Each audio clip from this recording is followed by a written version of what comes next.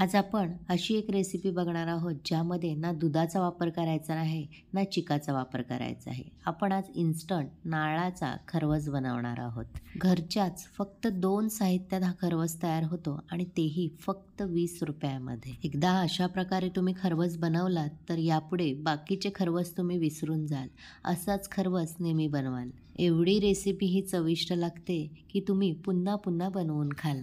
अगदी तोंडात टाकताच विरघळणारा नारळाचा खरवस. चला तर मग लगेचच सुरुवात करूया आजच्या रेसिपीला. नमस्कार, मी प्रेषिताच किचनमध्ये तुमचे सर्वांचे खूप खूप स्वागत करते. आजचा स्वस्तात मस्त नारळाचं खरवस बनवण्यासाठी इथे मी मध्यम आकाराचा एक नारळ घेतला आहे. नारळाचे भरपूर फायदे तुम्हाला माहितीच असतील. नारळाचा आतला भाग जसा वापरला जातो तसा नारळाचा प्रत्येक भागाचा काही ना काही उपयोग होतो. हा नारळाचा शेंडीकडचा भाग असतो. ह्या शेंड्या असतात त्या मिक्सरला तुम्ही बारीक करून किंवा किसणीवर किसून घेऊ शकता आणि ह्याचं कोकोपीट बनवून तुम्ही ते झाडांना घालू शकता. त्यामुळे छान झाडं बहरली जातात. आता हा नारळ मी फोडून घेणार आहे आणि हा फोडलेला नारळ आपल्याला या करवंटीपासून वेगळा करून घ्यायचा आहे. कारण आपल्याला हा जो नारळाचा काळपट भाग असतो तो नको आहे, तर फक्त आपल्याला पांढरा भाग घ्यायचा आहे. त्यासाठी करवंटीपासून पूर्ण नारळ हा वेगळा करून घ्यायचा. इथे मी नारळ पूर्णपणे करवंटीपासून वेगळा करून घेतला आहे आणि आता हा नारळाचा जो काळपट भाग आहे तो आपल्याला एका सुरीने काढून घ्यायचा आहे. काळजीपूर्वक हा काळपट भाग काढून घ्यायचा, जेणेकरून आपल्या रेसिपीला खूप छान असा पांढरा शुभ्र रंग येतो. जरी हा नारळाच्या वरचा आपण काळपट भाग काढत असलो तरी तो आपल्याला टाकून द्यायचा नाही, तर आपण जेवणामध्ये वाटण किंवा चटणी वापरतो त्यामध्ये त्याचा वापर करायचा. ज्या ज्या पदार्थात तुम्ही नारळाचा वापर करता त्या त्या ठिकाणी या भागाचा वापर करू शकता. अशाच पद्धतीने मी या सर्व नारळाचा हा काळपट भाग काढून घेणार आहे. इथे पाहू शकता मी सर्व नारळ असा पूर्ण पांढरा शुभ्र करून घेतला आणि काळपट भाग त्याचा वेगळा करून घेतला आहे. आता जो आपण साफ करून घेतलेला नारळ आहे तो पहिले मी धुवून घेणार आहे, कारण त्याच्यावर छोटे छोटे काळपट भाग आहे. त्यामुळे धुवून त्याचे बारीक तुकडे करून घेणार आहे. हे पहा, मी या नारळाचे धुवून असे बारीक बारीक तुकडे करून घेतले आहेत, ज्यामुळे ते मिक्सरमध्ये आपल्याला वाटायला सोपे पडतील. नारळ साफ केल्यानंतरच धुवून घ्यायचे आहे आणि मगच त्याचे तुकडे करायचे आहेत. तुकडे करून जर तुम्ही नारळ धुतलात तर त्यामध्ये जे नारळाचं दूध आहे ते वाया जाऊ शकतं. आता हे नारळाचे तुकडे एका घरातल्या वाटीने किंवा कपाने मोजून घ्यायचे आहेत. इथे मी मेजरमेंट कपचा वापर करत आहे आणि त्याने नारळाचे हे सर्व तुकडे मोजून घ्यायचे आहेत. इथे एक मी मिक्सर घेतला आहे आणि त्यामध्ये हा नारळ असा घालून घेणार आहे. इथे आता मी 1 कप हे नारळाचे तुकडे घालून घेत आहे आणि बाकीचे तुकडेसुद्धा मोजून घेणार आहे. इथे दुसरे नारळाचे तुकडेसुद्धा मी मोजून घेतले आहेत.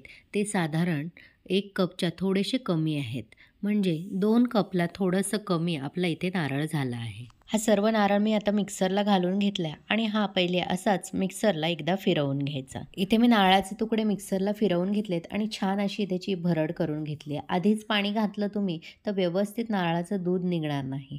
त्यामुळे आधी हा असा भरड करून घ्यायचं. आता यामध्ये आपल्याला पाणी घालून घ्यायचं आहे. तर पाणी किती घालायचं? आपला नारळ हा 2 कपापेक्षा थोडासा कमी होता.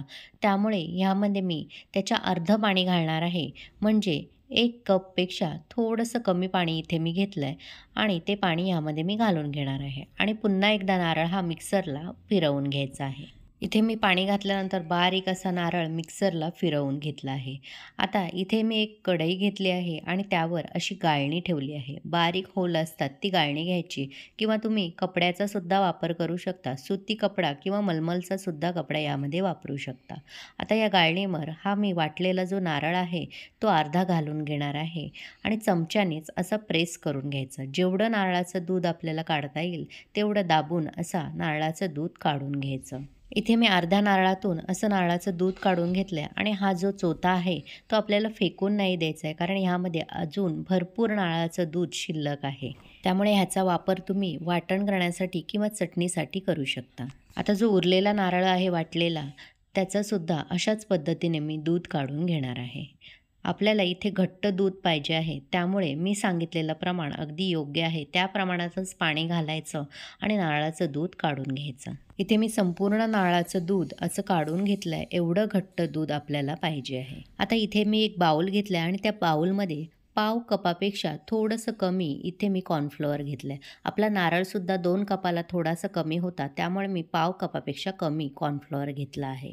जर तुमचा नारळ 2 कप भरला तर तुम्ही पाव कप एवढं कॉर्नफ्लोअर घेऊ शकता. आता हे जे आपण नारळाचं दूध काढलेलं ते सुद्धा दूध पाव कपापेक्षा थोडंसं मी कमी भरून घेणार आहे आणि या कॉर्नफ्लोअरमध्ये घालून घ्यायचं आहे. जेवढं कॉर्नफ्लोअर घेतलेलं तेवढंच नारळाचं दूध ह्यामध्ये घालून घ्यायचं आणि एका चमच्याच्या मदतीने गुठळ्या फोडून घ्यायच्या आणि छान अशी पातळ याची स्लरी करून घ्यायची. इथे गुठळ्या अजिबात राहिल्या नाही पाहिजेत ह्याची मात्र काळजी घ्यायची. एकदम अशी स्मूथ पातळ पेस्ट करून घ्यायची. आता यामध्ये आपल्याला साखर घालून घ्यायची आहे. इथे मी साखरसुद्धा पाव कपापेक्षा थोडीशी कमीच घेतली आहे. खूप जास्त साखर घालायची नाही. नारळाला निसर्गतःच गोडसरपणा असतो, त्यामुळे कमीच साखर घालायची.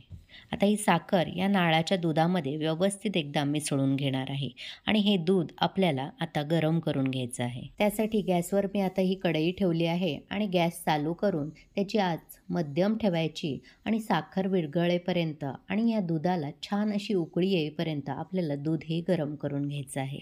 सतत असं पळीने ढवळत राहायचं म्हणजे छान साखर लवकर विरघळली जाईल आणि पटकन आपल्या दुधाला उकळीसुद्धा येईल. फार वेळ लागत नाही, काही सेकंदातच दुधाला छान अशी उकळी यायला लागते. हे बघा इथे दुधाला उकळी आली आहे आणि साखरसुद्धा छान अशी विरघळली आहे. आता गॅस लगेचच आपल्याला मंद आचेवर करायचा आहे आणि यामध्ये आता आपण नारळ आणि कॉर्नफ्लोअरची जी पेस्ट करून घेतलेली ती थोडी थोडी घालायची आणि एका हाताने सतत असं मिश्रण ढवळत राहायचं. अजिबात हात थांबवायचा नाही, नाहीतर गुठळ्या बनू शकतात. अगदी 10 ते 15 सेकंद फक्त आपल्याला मिश्रण हे ढवळून घ्यायचं आहे. लगेचच ते घट्ट व्हायला सुरुवात होते. खूप जास्त घट्ट करायचं नाही आणि खूप जास्त पातळ ठेवायचं नाही. मी तुम्हाला दाखवते अशी कन्सिस्टन्सी झाली पाहिजे. अशी कन्सिस्टन्सी झाली की गॅस लगेचच आपल्याला बंद करून घ्यायचा, नाहीतर मिश्रण खूप जास्त घट्ट होईल. आता इथे मी घरातलं स्टीलचं पातेलं घेतलं आहे. तुम्ही कोणतंही काचेचं भांडं घेऊ शकता किंवा केकचा मोल्डसुद्धा घेऊ शकता. त्याला आता एका ब्रशने मी साजूक तूप लावून घेणार आहे. तूप किंवा बटरचा तुम्ही वापर करू शकता, पण तेल शक्यतो लावू नका. असं सगळीकडे साजूक तूप लावून घ्यायचं म्हणजे छान असं त्यातून खरवस आपला बाहेर पडेल. आता ह्यामध्ये लगेचच आपण जे नारळाचं मिश्रण तयार करून घेतलेलं ते गरम गरम मिश्रण ह्यामध्ये घालून घ्यायचं.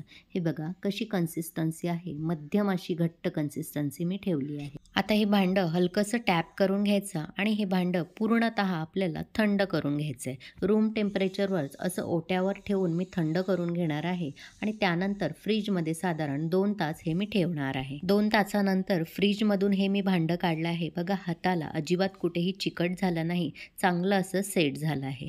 आता हे आपण डिमोल्ड करून घेऊ. डिमोल्ड करण्याच्या आधी खरवसच्या साईडच्या कडा अशा सोडवून घ्यायच्या म्हणजे सहज आपला खरवस बाहेर पडायला मदत होईल. आता इथे मी प्लेट उलटी पातेल्यावर अशी ठेवून घेतली आणि पातेला असं उलटं करून घ्यायचं आणि हलक्या हाताने असं टॅप करून घ्यायचं आणि अलगद पातेला असं उचलून घ्यायचं. पहा किती सुंदर खरवस आपला बाहेर निघाला आणि पातेल्याला अजिबात कुठेही चिकटला देखील नाही. इथे आपला सुंदर आणि तोंडात विरघळणारा खरवस तयार झाला आहे. तो आता मी थोडंसं सजवून घेणार आहे. त्यासाठी मी काही गुलाबाच्या पाकळ्या यावर घालून घेणार आहे. थोडेसे बदामाचे काप, पुदिन्याची पानं आणि थोडेसे केशरच्या काड्या यावर घालून घेणार आहे. तुम्हाला माझी आजची रेसिपी कशी वाटली आणि आवडली असेल तर एक लाईक करा, शेअर करा आणि प्रेषिताच किचनला सबस्क्राईब करायला विसरू नका. सोबतच नोटिफिकेशनचं ऑल बटन दाबा जेणेकरून माझ्या अशाच सर्व रेसिपी तुम्हाला पाहता येतील. तुम्हाला हा खरवस मी काढून सुद्धा दाखवते. किती छान झाला आहे. टेक्स्चरवरूनच तुम्हाला कळत असेल किती मऊसूत आणि अगदी तोंडात टाकताच विरघळणारा आणि फक्त 15 ते 20 रुपयात तयार होतो आणि तितकाच चविष्ट लागतो. एकदा असा खरवस तुम्ही करून बघाच, पुन्हा पुन्हा असा खरवस कराल याची मला खात्री आहे. चला तर मग लगेचच मी या खरवसचा आस्वाद घेते आणि माझ्या कुटुंबाला सुद्धा देते. पुन्हा भेटू अशाच मस्त चविष्ट आणि भरपूर टिप्स असलेल्या रेसिपीसह. धन्यवाद.